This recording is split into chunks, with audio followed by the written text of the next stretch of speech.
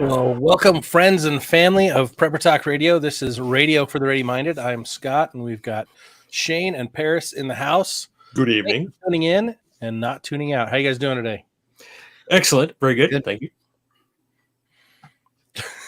Well, I'm glad to hear that you are, or at least see that you are here with us.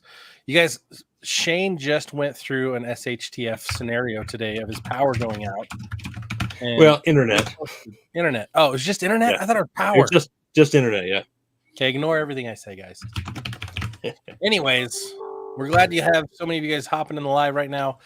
We can see some of you guys commenting both on looks like YouTube and Facebook. We have a fun show tonight that's all about long-term thinking.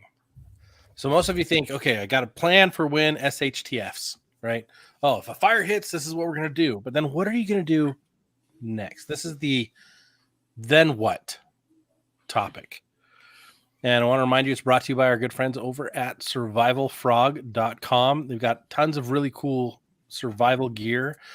Our favorite over there is their canned, cooked, non-freeze dried. It is like ready to eat meats. They got shredded beef, ground beef, and chicken. So if you're looking to get some good proteins, add that to your list. Use the code PrepperTalk, all one word. When you check out, you'll save some money there, and it'll help support the show. So without further ado, let's start thinking long-term. Let's start talking long-term. Well, I think another aspect, Scott, is we're talking about, okay, what about after the SHTF? But also, the way this works, so everybody knows, is we decide on a topic and we all prep individually. We don't even talk about it until we come on the radio or until we start broadcasting or recording.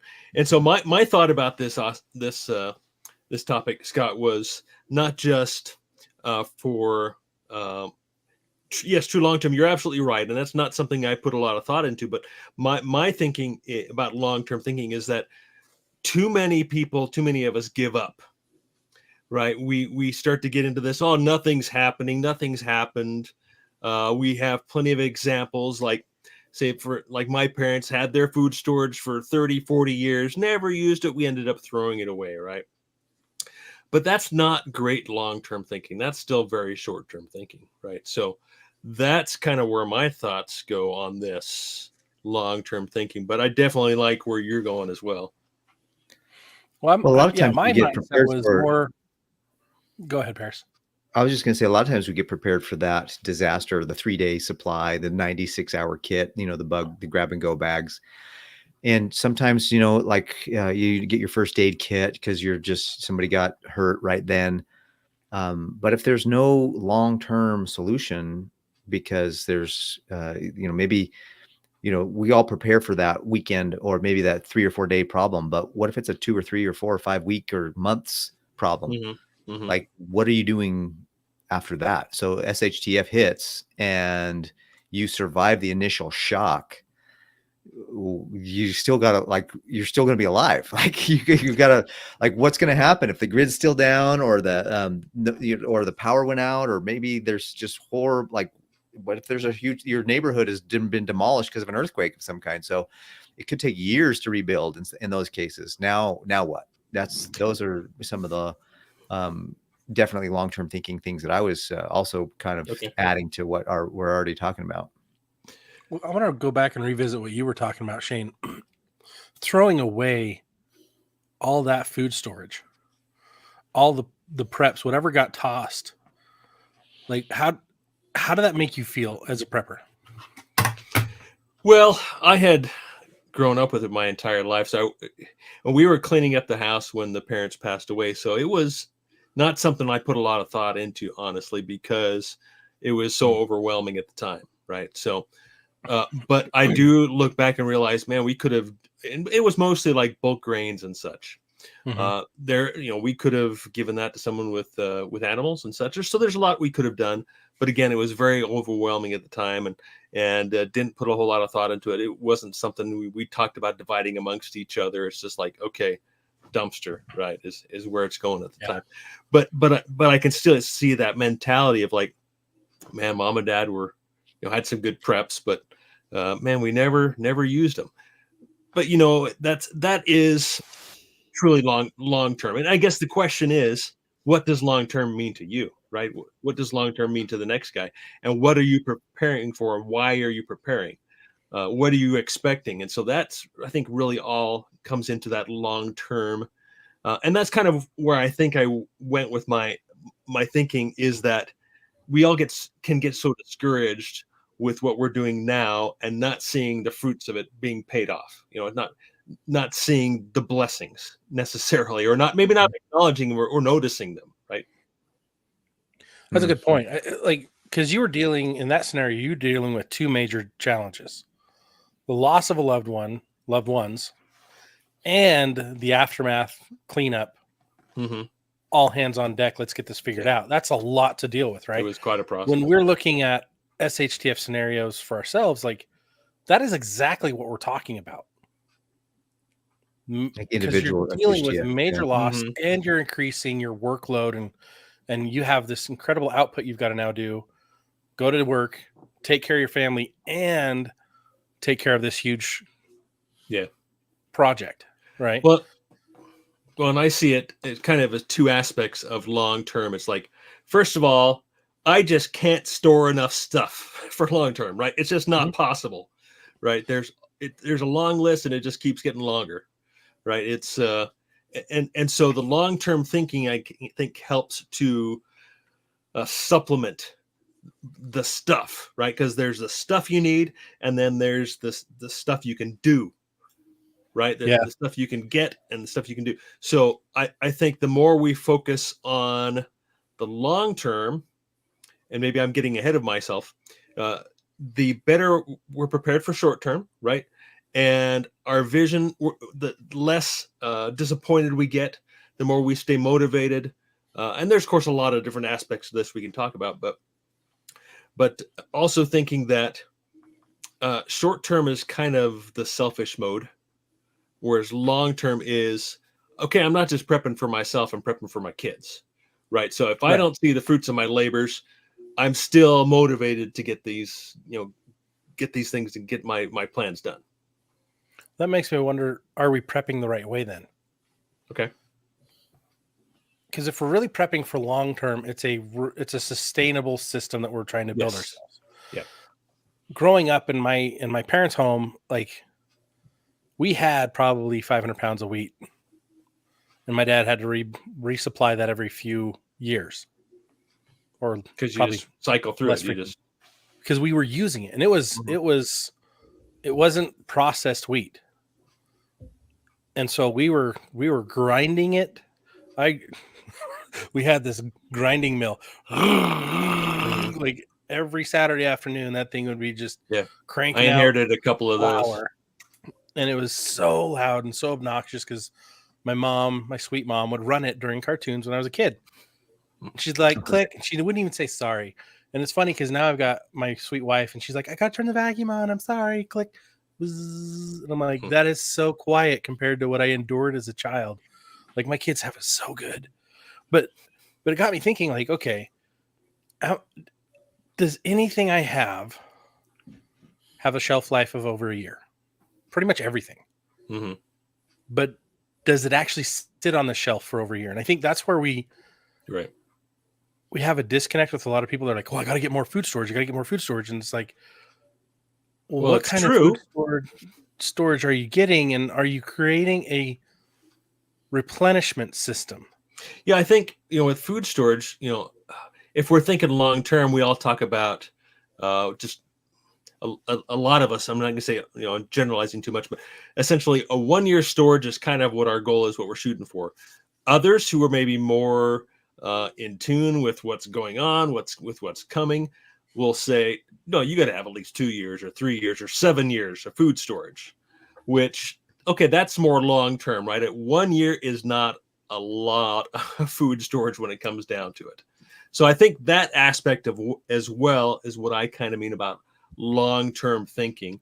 A year flies by so fast, especially if you got 7, 8 in your house, right?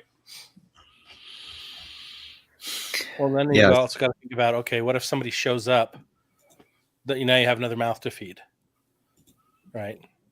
And that's where I think these long-term plans really come in. Like you're saying, Scott, is more sustainable type plans. And I absolutely totally agree. That's where the long-term comes in, because like I say, you just can't have enough stuff. You can't have Yeah, enough you end up having to get a warehouse or something somewhere. Exactly. To And store enough stuff. I mean, that's in my long-term plans. Honestly, that's not as long-term it's not checklist. realistic, you know, in that Yeah, regard.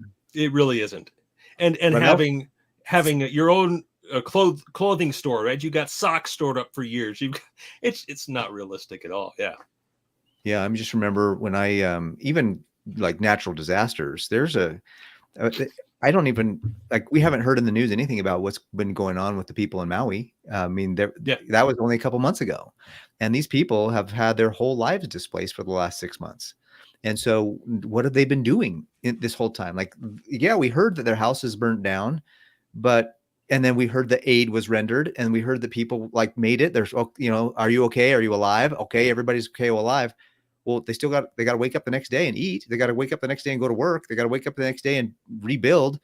And so, you know, I just actually watched I think Scott, you sent it to me. Maybe somebody, maybe it wasn't, but somebody sent me a reel about what's, you know, update on what's happening there since then. Like it's still, they're still in a SHTF. They're still like dealing with trying to rebuild and get back to where they were before. And there's just all kinds of, you know, things that they're running into and just challenges. So there's a lot of the reality of, even just in a natural disaster, okay, the disaster's over. Well, now we got to rebuild. How do we get back to pre-disaster? And that can take months, if not years, depending on the disaster. And were you going to say something, Scott? Sorry, go ahead. Go ahead. Well, I was just going to say, you know, talking about that situation in particular, it sounds to me like they're being hampered. Their efforts are being hampered and held back, right? It's not just up to them. If it were up to them, they would be getting things done, is what it sounds like to me. They'd be rebuilding already. They're not allowed moving forward, and they're not being allowed to. Another topic entirely, but. Well, insurance isn't allowing them to, right? And in some cases, the local government isn't allowing them to. So, like, we have to look at our situation and say, okay, if that were something that happened for us or you, the listener, right now, how would you deal with that? What would be your plan? Like, that's why we always say it's good to have multiple locations within your radius. Okay, where am I going to go if something happens and I can't stay here? And do I have enough stuff there to resupply and fortify us for longer term? And it's one of the most overlooked parts of long-term planning, I think, for most of us, is we don't think, okay, if something happens, I can't live here anymore, where am I going to go? Yeah, I think the short-term thinking is, okay, I'm just living in the moment, living for me. You know, it's kind of being kind of selfish, thinking I got plenty of time to do this. And you know, that's definitely short-term. And I think it may be thought of as the opposite, thinking about, okay, long-term. This is not what I mean by long-term. Long-term does not mean I got plenty of time. That's not what long-term means. It doesn't mean, you know, it's not about procrastinating. I got, like I say, again, I got plenty of time to do this. I'm planning for long-term. My plans go for the next 10 years. You know, they're long-term plans. That's not what I mean at all about long-term thinking, right? It's still the short term is when we need to get things done. I believe we don't have a lot of time to get ready adequately. Things are going to change quickly. So don't get that confused and thinking that long-term thinking is that I think we have plenty of time to get ready, because I don't. But long-term thinking when we talk a lot about gear, talking about quality, getting good things that are going to last a lifetime, right? The thing one thing I struggle with a lot is footwear, right? Getting the right shoes that are going to last for the rest of my life. It's just not going to happen, right? Shoes I have on now, they don't make them that way anymore.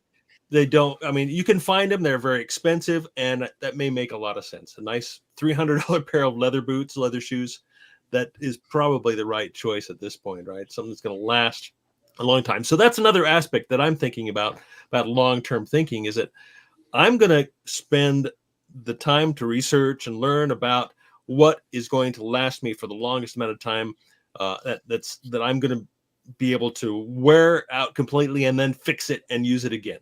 So that's another aspect of long-term thinking that, you know, that I've gone through in my head. Yeah, that's interesting, because I see the two kind of long-term ideas here. Is that one is, we all agree that things are going to probably go bad in the next few years, but let's pretend that it didn't. Like, are we still planting trees? Are we still, Exactly. having the long view on life? I mean, Yeah. there's going to come a time, regardless of what happens in the world, I might turn 80 some point in my life. And so what is that's 30 years from now, like, or 31 years. So my long-term view is not just as a, prepper for food storage and water storage. I mean, if I'm going to be alive for 30 years and my food storage only the last 25, I know that at one point or some point, I'm going to have to probably replenish that or swap it out. But also long-term thinking is, okay, I got to prepare for today, but also recognize that part of my preparation today should be helping me to make sure that I arrive at whatever I want to have when I'm 80 or retiring. And, even if, let's say that the whole world has gone to, where, and we still have to be alive and live through, some serious issues and wars and whatever else, there's going to be some semblance of a society that will be rebuilt. And so are we going to be a part of that? Are we going to be helping to rebuild that? And are we going to have the mentality of, okay, once crap does hit the fan, if that's so on the other side is, okay, crap hits the fan, now we got to rebuild. We got to help be a part of the leadership. Are we going to be having the skill sets necessary? Like, I think you brought up a great point, Shane, about, where am I going to buy a new pair of shoes in 5 years, if the crap hits the fan, if I don't have supply chain, like, I'm going to have to figure out how do I get a pair of clothes, which is the curse of long-term thinking, I guess. So it's like, wait a minute, like, I can't store that now for what I'm going to have in the future, because then who knows, anyways. Yeah. So basically, we're looking at a scenario where we're either the survivors become a nudist colony, or we become industrious and start figuring this stuff out now, so we don't. Exactly. Because I don't want to put that on anyone to have to see me run around that way. Yeah, seriously. But I'm with Shane, like, higher quality shoes, higher quality tools. But I think an understanding of growth cycles for planting and harvesting, like having books now, if you're not already gardening and doing that, having books now so that when in your zone, find out what zone you're in, when that zone becomes available to start doing stuff for next year, you can actually start planting, or how to do it inside and start seeds inside and then move it outside, or maybe go get a greenhouse. But like, I'm looking at it that way. Like, long term is like, okay, longer than 6 months and even into the future, because like, really, how are we going to rebuild society if we're not setting the foundational needs? Like, are you guys familiar with Maslow's hierarchy of needs? Yeah. Probably studied it in school. But like, the first most basic one goes back to shelter, right? And then from there it goes out, and you get to a point where you're looking at, okay, interpersonal relationships and all this other stuff. But like, if we don't have somewhere to call home, we're in trouble.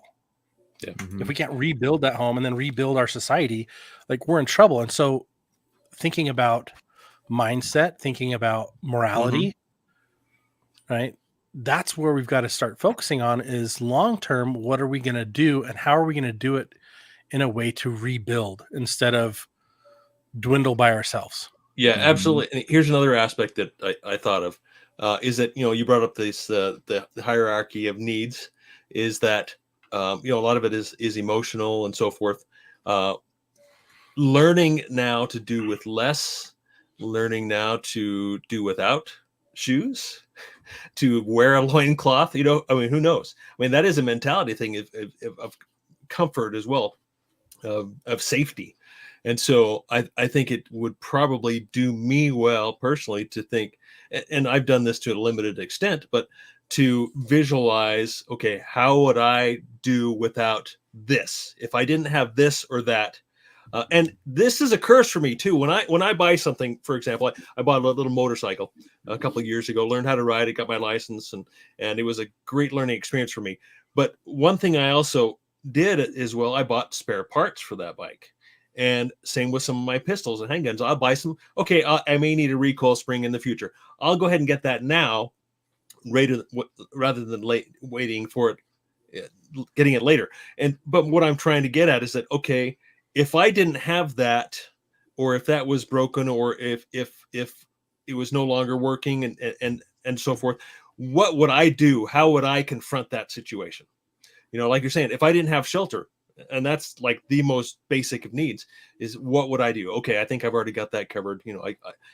I'm fairly skilled that way, building shelters or whatever you want to call it. But what about all these other things that we deal with now that add to our comfort, that would cause me to feel some stress or feel, and it's maybe for my family in particular, I want them to be comfortable. I want them to have shoes. How am I going to deal with that mentally, as well as, temporally as well, providing for them? I think that's a lot to consider right now. Yeah. I think that's why a lot of us are stockpiling those types of things, right? Having that home store, like we've got clothes for our kids for the next 2 years. And then in 6 months, we'll get more. And then another 6 months, we'll get more, because we rotate hand-me-downs across families. And that's going to happen more and more. Like in a long-term scenario, I see that happening more and more as you grow out of stuff, or as your kids grow out of stuff, and they're needing more stuff. You're going to find someone else at that age group. Or like Anthony posted a little while ago, you're going to have to get into a scenario where you're pillaging homes of the dead, or people who've relocated, like whatever you can find that's left over. Like in a long-term scenario, like I envision, look, all the Home Depots are going to be closed. All the Walmart's going to be closed. Like all that stuff's going to get pillaged right away. And then you're going to have to worry about, okay, people around you who pass on, the deceased, like, did they die due to some kind of plague? Well, if that's the case, you don't want to be going in their house if that's where their bodies are. Like, you're going to have to start thinking long-term, where can we go and what can we do? Do you have a hazmat suit that's safe enough to go into those places? And do you have a method to clean what can be salvaged? Probably not. Yeah. And it's extremely dangerous to even consider that if you don't have all that already figured out. So that's long-term thinking.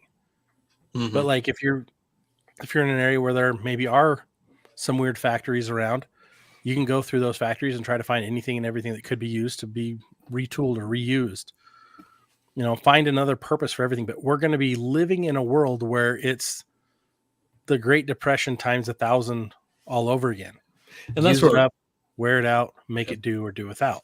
And that's where community is really going to come in, right? We can't do everything ourselves, right? It's just not possible. So having the community of people who know how to make shoes, right? Who know how to reload, and then, like you say, Paris, after the event, and hopefully there's some semblance of normalcy after that, we will all work together to build whatever we can.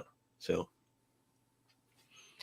there's got to have a point where the shock and the initial, oh my gosh, and the pillaging and all the stuff. And we were just talking to somebody earlier, and that episode will come out. But it's like, what about after everybody, like the people that are going to live by the sword, so to speak, in that initial, couple of months? In the Bible, it says, if you live by the sword, you'll die by the sword. And you're not going to, the longevity of somebody who's going to be a pillager is going to be slow. So the idea is long-term thinking is make sure, to me, like we've talked about it before, werewolf preppers, like the guys who think that they're going to go and just raid everybody's, food storage and get their stuff with the guns and bullets they have. So that's not long-term thinking. Long-term thinking is, okay, wait a minute, I'm going to survive this thing. I'm going to have food storage. I'm going to have first aid kits. I'm going to have, like Shane, you have the dental kits and the birthing kits, and you've got some great long-term things that you've thought about. And that's how you survive. Like, you need to have a nice balance of everything, because moving forward, if you're just focused in one thing, like all I'm going to do is food, well, you might get pillaged. And if all you're going to do is guns, you're going to have a problem, because you're going to fight against the people who have food and guns. So that's why I say it's a balance. The people who have food and guns and shelter, who've really kind of balanced their mentality and thought that through, and say, okay, no, after the initial, shock, we're going to have to rebuild. So I need, like we had an episode a couple of weeks ago about tools. Like, do I have a good axe? Do I have a good saw? Do I have a good hammer and nails? And do I have some things like that to help rebuild a chainsaw? Even if it's a chainsaw, you know, have something there to help you rebuild, and be a part of it. And I love the idea of having books and understanding what, you know, sometimes people, you know, they, another thing that happens throughout society is that they forget about some of the things, like our founding fathers. Like, we've forgotten so much about what it took to really build this nation, because we've just gotten complacent. And so, you know, having books on, like, what does it take to really build a good society, and where everybody's working together and edifying one another and moving forward, and collaborating and cooperating.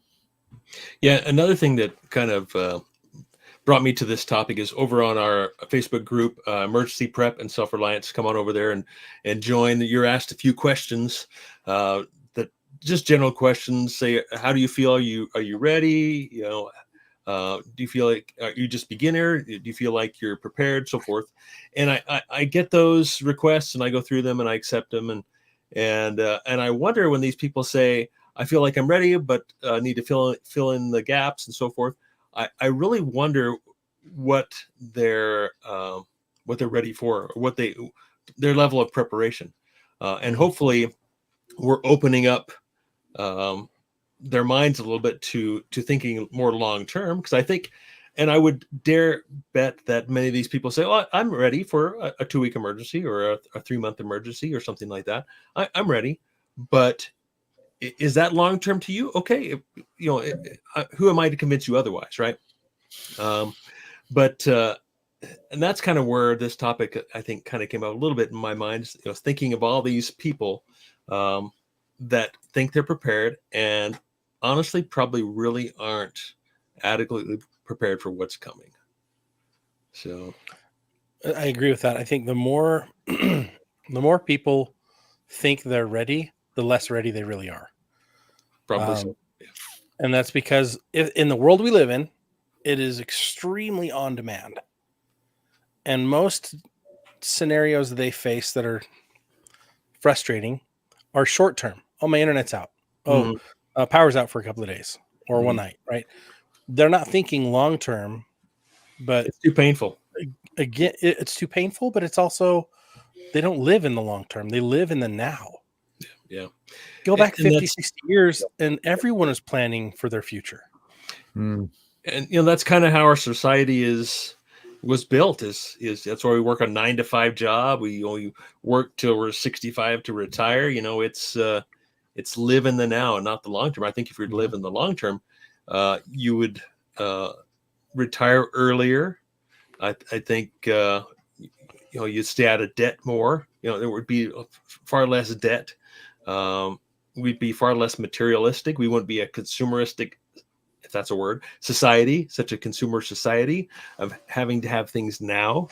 I think thinking long term is thinking quality, in that I want a quality of life. Yeah, we want quality stuff. We talk about quality gear. We want that, but we want quality life, and that's what I'm yearning for.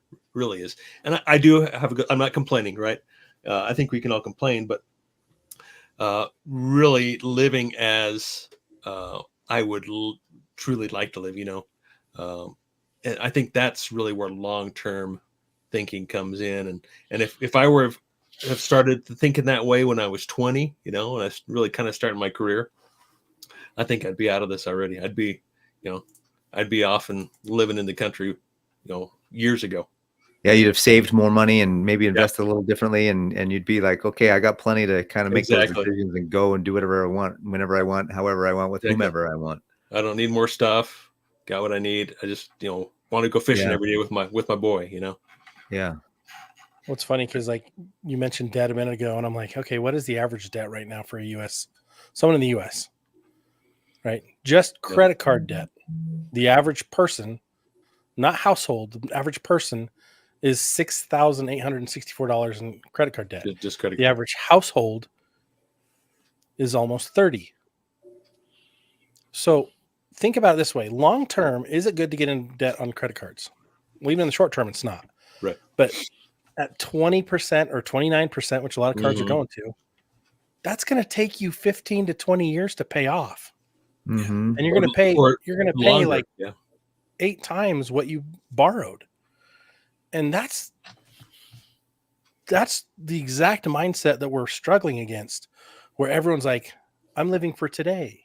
We won't have, I'm looking at the world and I see the apocalypse on the edge. We won't have it tomorrow. I don't care. And I get that so much on like my TikToks when I post a video. Oh, we're all just going to die anyways. What's the point? Mhm. But we're not all going to die. That's Yeah. the point. And we shouldn't want to, that shouldn't be your attitude, right? But if you're going to die, might as well get here's the old thing. I hate this YOLO thing that's going around, like where I appreciate YOLO. If you think about it, like, hey, I only have one life to live. I better do it right. Most people are like, hey, you only have one life to live. Risk it all. Like, wait, whoa. That's, to me, that's the wrong YOLO. The right YOLO is, hey, I want to live. If I'm going to live 80 years or 90 years, whatever the average lifespan is, it's diminishing, I think. But if I'm going to live that long, I need to think ahead. Like, I need a plan. Like, of course we never know when we're going to go. Like, so you don't want to be so caught up in the future that you're never really enjoying the present.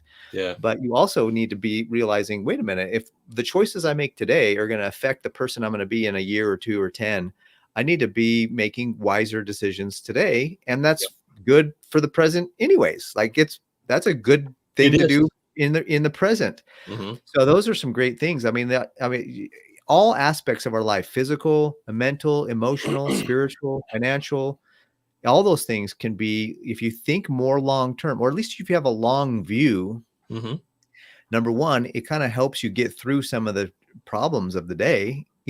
Hey, some days I get up and I'm like, you know what? It's hard. Life's tough. There's some things going on with the inflation, economy, and bills, and emotions and bullying, and like there's all kinds of stuff happening in the world today.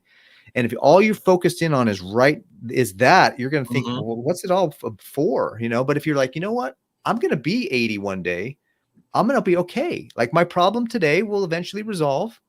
I'll get through it, and I'll be able to live after that, and I'll have my ups and downs, the roller coaster of life. So to me, having a long-term view includes obviously SHTF and what we do after that, but also includes, like, what if we just live a nice life for 80 years and we do it right, and we are wise, and we establish a society. Like, honestly, my goal as a father is to develop a place where my kids can grow up and have a great life. And then my grandkids can do the same.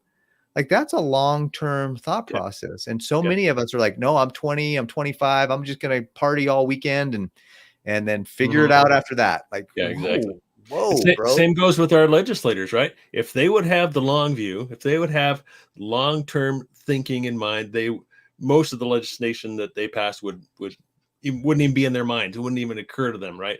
Just think about, especially debt, right? What are they don't even talk about it. There is no mention of it anywhere. It's just, okay, let's satisfy our needs for now, and we'll do it however we need. Doesn't matter about the future. Somebody else will fix that at a future point. Yeah, they're playing the wrong kick the can game about it. Yeah, they're just playing the kick the can game forever and ever, and saying, well, the next generation can deal with it. Well, if they really cared about the next generation, they'd be solving it now instead of kicking the can. And that goes to show who's actually representing you. Are their values aligned with yours? No. Right? If you're less than 6 feet under, their values don't align with you. If you're breathing, their values don't align with you. Probably not. And we need to change how we vote. We need to change how we act, and we need to change who we let represent us. Good luck. Maybe we need to start representing ourselves. Yeah, exactly. Just like I say all the time, be your own bank. Start there. That's the easiest thing to do, I think, right now, is be your own bank. Anyway, that's a big discussion in and of itself right there. Yeah, that's a. Parrish, were you about to say something? No, I wasn't, but I could if you want me to. I always have something to say at some point. No quote from Jordan Peterson yet. Well, I mean, he's got that whole quote about how we have many. I've already mentioned it in a previous podcast. So, just the idea that our today affects our tomorrow, and we got to who we're going to be in 5 years has a lot to do with the choices we make today. And so we've got to make sure that we're considering at least what our future is and what the future could be and what we want to create as a future in our lives. And so I think it's important to have the long view balanced with enjoying what we do right now. I feel, in fact, I was in I've actually just got involved with a men's group, and we were having a little bit of a discussion last night about, if you live too much in the future, you're going to have a lot of anxiety. If you live too much in the past, you're going to have a lot of regret and shame, maybe. So you need to enjoy the present and live in the present, because right now, in the scriptures, it says that God has the past, present, and future before him as one eternal now. And it's like if God is a now being, of course, he's going to make decisions now based on what he wants to have come about. And he definitely has plans.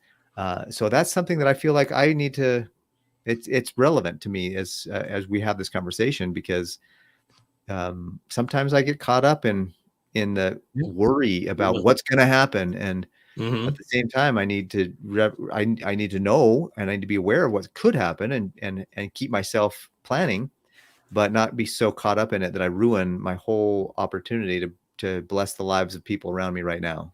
But I think also, and of course I'm thinking of the parable of the 10 virgins, is God tests our patience. I mean, that's part of his plan is seeing how we will do under pressure over time, right? Like a diamond or whatever, create that under that strength under being put under pressure for time, like these story of the 10 virgins.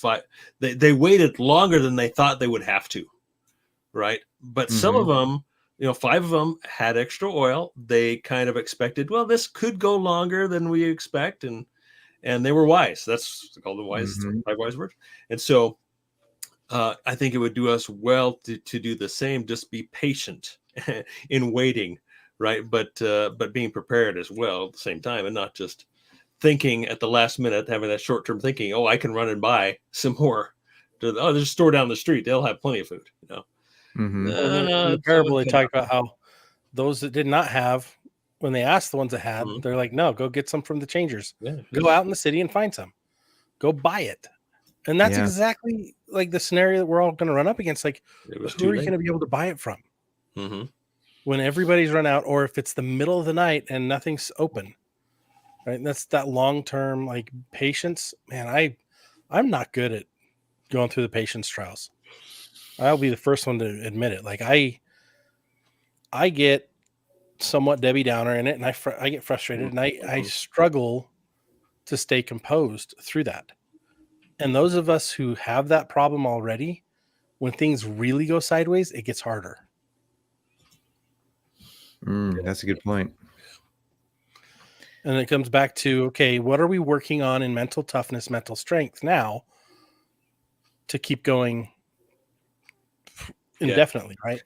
And I think, Parrish, you keep talking about stoicism, and that's one of your areas of study right now. I'm like, if you're not focusing on studying how to become a better person all the time, you're going to backtrack. You're going to backslide and fall into old habits that never served you well anyways. And so we've got to constantly be improving ourselves if we're really looking at a long-term strategy for the future. Yeah, I think Mike has a great comment here. Is preparing for the big one helps us be ready, prepare for the daily SHTF events. Like Mike fell and broke his wrist, and looks like he just had surgery. And hope you're doing well, Mike. And yes, if you go through those little things now, it can strengthen us to go prepare for the bigger SHTF. I'm kind of flipping Mike's comment on his head there, but yeah, if we're prepared for the big one, the little ones won't even be SHTF moments to us. There won't even be an emergency, right? If you're ready, like if like we say, if a tree falls in the woods, do you even hear it? And nobody's there, do you even hear it? If there's an emergency and you're ready for it, is it even an emergency? It's not. I mean, it really isn't. And then you can keep a clear head and clear mind. And it's and I've been through a few minor situations, kind of like Mike's referring to, is that I'm able to keep a clear head and say, either done this before, or I've done something similar, and it's not a big deal. And when you're calm, you exude that calmness, and other people say have confidence in you, and it's not a big deal. Maybe it is for a few moments, but then it gets over much more quickly than it would otherwise, if that makes any sense. It does, because when you have the long view, you realize that, okay, this too shall pass. Mm-hmm. You go through a crappy situation, crap hits the fan, and you're like, okay, what do I do? You got to recognize it. I mean, if you have an emotion or a feeling, stress, anxiety, depression, sadness, whatever it comes, like, recognize that that's a real thing. Don't like dismiss it or kind of try to, smile your way and skip your way.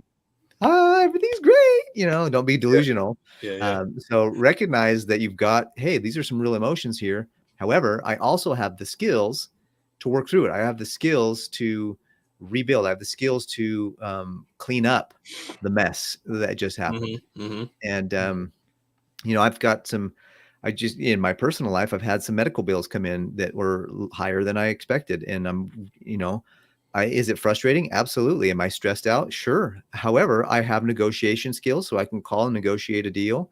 I also have money in savings, so I can pay for things if I need to. I have options. That's the cool thing, is that I got hit with this challenge, but as I got hit initially, I was like, oh my gosh, what am I going to do?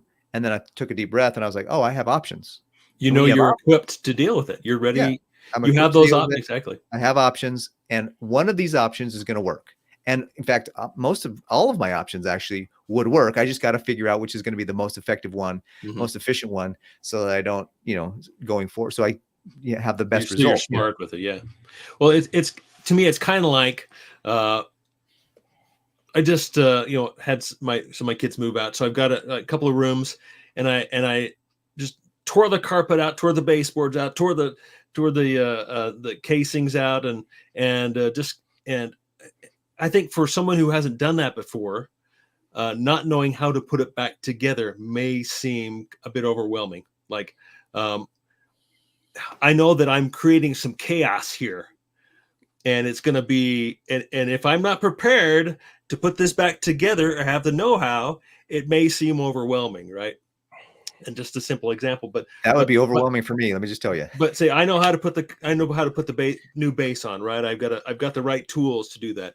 I'm going to do epoxy on the floor rather than carpet, so I've got the tools to do that, to apply the epoxy and to grind the concrete, and I can see the end from the beginning before I even start.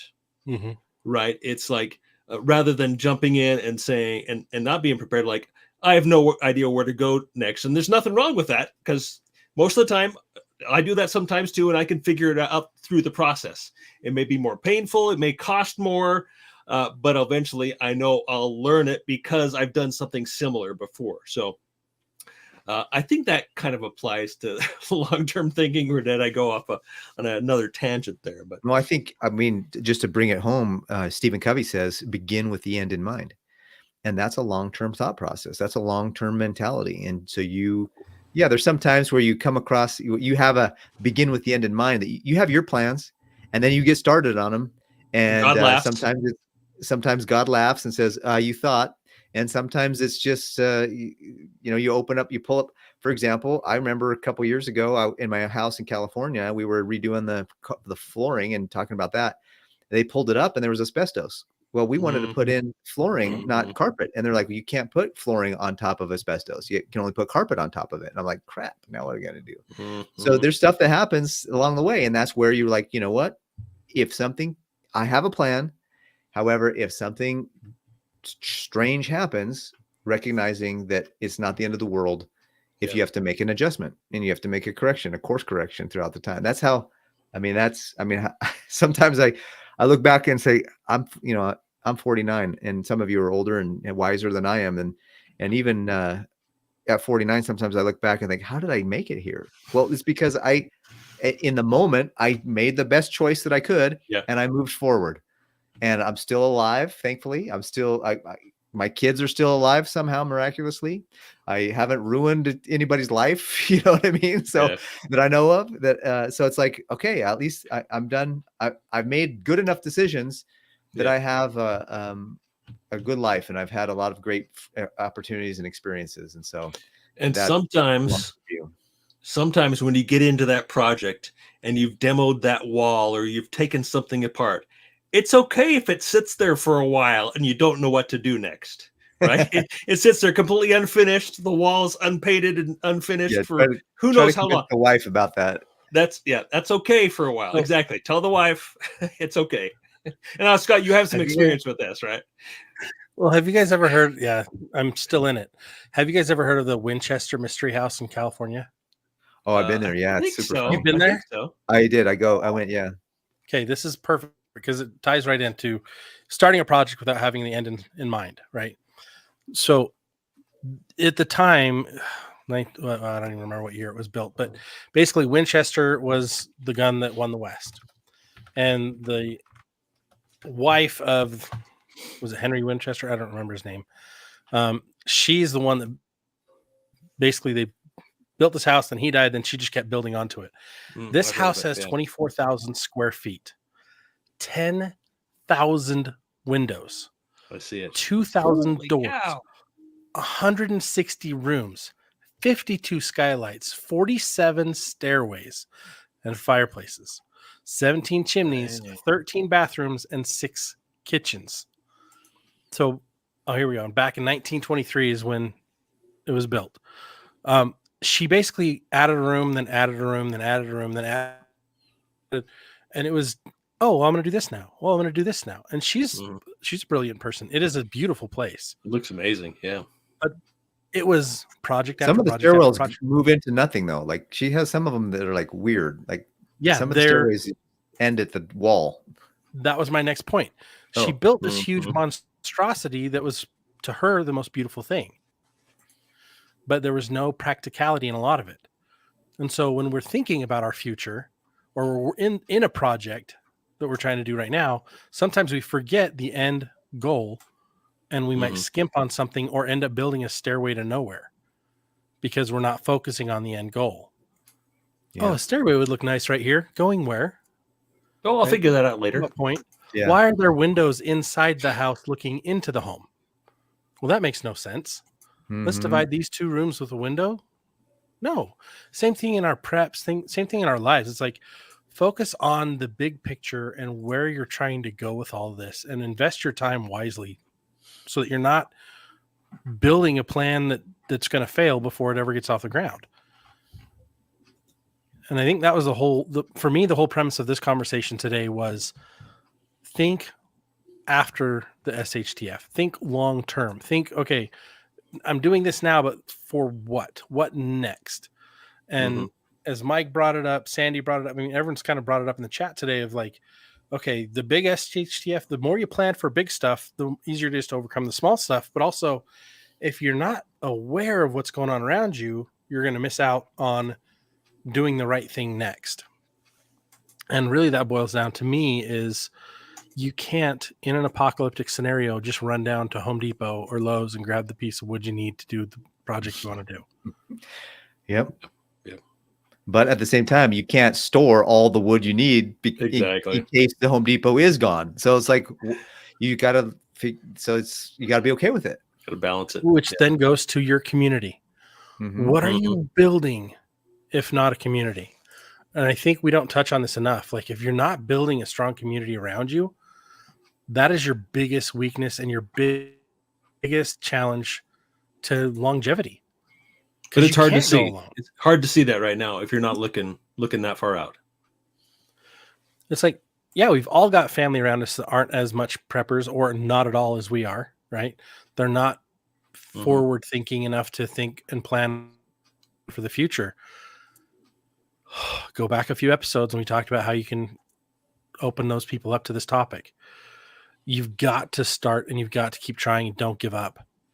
Like that's the hardest part is like, okay, the methods we tried before didn't work. What other methods can we try now to get them to pay attention? Because if you want long-term, if you want sustainable, you've got to get more hands involved. You've got to have a community. Otherwise we're all in trouble. Yep. Hey, everybody, click that like button if you would, please. Help us out. We're very close to getting monetized here on YouTube and getting into more people's homes. I think the more people see us, the more people we can get prepared. So would appreciate your help doing that for us. Absolutely, guys. Also make sure you're joining our Facebook page, Emergency Prep and Self-Reliance. Make sure you're following us on all the socials. And if you're not already listening to our podcast, we get more content there as well. We just broke 18,000 monthly downloads, which is an exciting number, but it's nowhere near where we could be helping people. But we want to thank those of you who are listening and who are participating. Jump in our lives, hit like, hit share. Let's see what we can do, and let us know what questions you have, because those become topics for future podcasts and events. Like we pull a lot of this from the questions you guys are asking in our groups. Yep, absolutely. Well, thank you guys for listening today. Thanks for being part of the Prepper Talk Radio family of listeners. Thank you for having a head on a swivel, so to speak, and focusing on living the ready-minded way. You guys have been listening to Prepper Talk Radio, and some of you guys have been watching Prepper Talk Radio live every Wednesday at 6 p.m. Mountain. Make sure you also check out our friends over at surivivalfrog.com. They've got some really amazing food storage options where you may not be able to keep it in the can as long as it'll last in the can, because you'll probably be eating it. It's some good meats. Not freeze-dried. It is ready to eat right out of the can. Check it out. Use the code PrepperTalk to save at the checkout. I think you can save 10% off your order. And we'll see you on the next episode. See you next week, guys. Thanks.